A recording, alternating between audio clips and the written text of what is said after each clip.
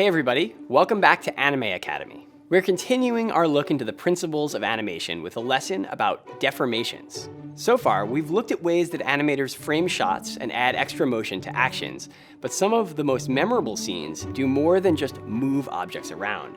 They change their shapes, sometimes in ways that aren't even physically possible. One of the fundamental principles of animation is squash and stretch. It works like this.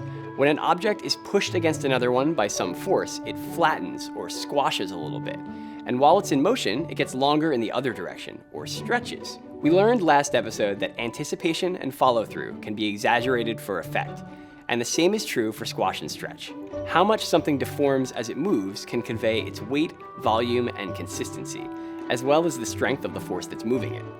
For example, a water balloon has exaggerated squashes and stretches, while a rock doesn't have any. In anime, you'll most often see squash and stretch used in action scenes or effects animation, but animators also use it sometimes to add comic exaggeration to dialogue scenes. The most important thing about squash and stretch is that animators try to maintain the volume of the object or the character as it moves.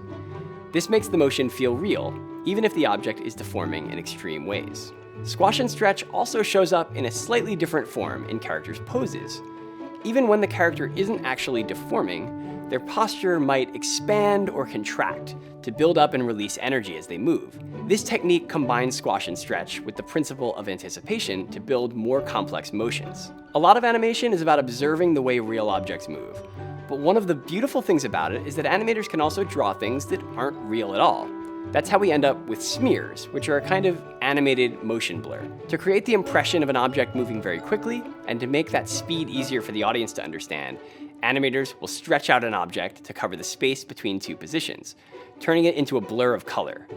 Sometimes they'll even draw an object multiple times in the same frame, creating a halfway state called a multiple. These smears and multiples sometimes pass by too quickly for many viewers to notice, but that's part of the fun in spotting them.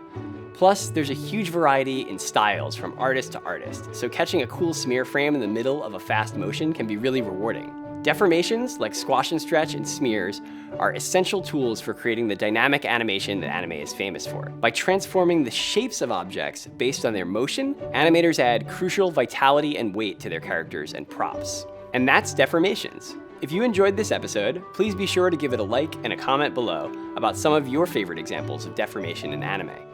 And don't forget to subscribe so you can be notified when our next class is posted. I'm Evan Minto, and thank you so much for watching.